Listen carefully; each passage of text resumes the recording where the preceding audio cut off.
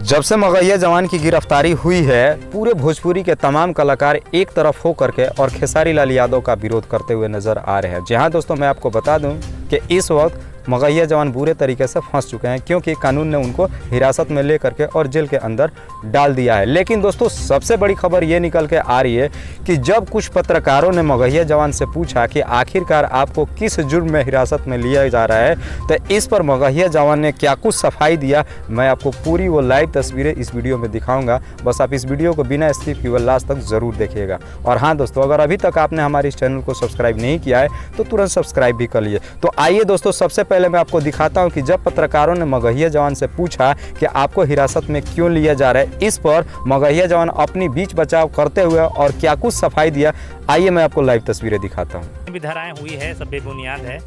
जैसे पहले जिसको मसूरिया हम बोलते हैं, है ना, खेसारी लाल यादव जो लगाया है ना, पहले तो हल्ला क्या किया आप लोगों को भी पता है, जितने भी हैं, कि हम उसकी माँ बहन बेटियों के रेप की बात बोल रहे थे, जो वीडियो दिखाने में ना काम रहा वो। तो सुना आपने दोस्तों, मगहिया जवान का कहना है कि दरअसल हमने कभी भी खेसारी लाल यादव की बेटी को जान से मारने का धमकी या रेप करने का धमकी ऐसा कुछ भी नहीं दिया है। दरअसल खेसारी लाल यादव हमें फंसाना चाहते हैं। लेकिन दोस्तों, मैं आपको बता दूं कि मगहिया जवान और खेसारी लाल यादव के बीच में इस वक्त 36 का आंकड़ा चल रहा है। और सबसे बड़ी बात यह है दोस्तों कि इस वक्त खेसारी लाल यादव अकेले और भोजपुरी के तमाम कलाकार खेसारी लाल के विरोध में खड़े हुए हैं। लेकिन दोस्तों, इस वक्त मैं बता दूँ आपको कि मगहिया जवान जेल के अंदर जा चुके हैं और उनको जहाँ तक लग रहा है कानून सख्त से सख्त सज़ा देने वाली है। लेकिन दोस्तों, एक अच्छी खबर ये भी है कि मगहिया जवान के साथ में भोजपुरी के तमाम कलाकार साथ में खड़े हुए हैं। लेकिन दोस्तों, मैं आपकी राय जानना चाहता हूं कि जो मगहिया जवान और खेसारी लाल यादव के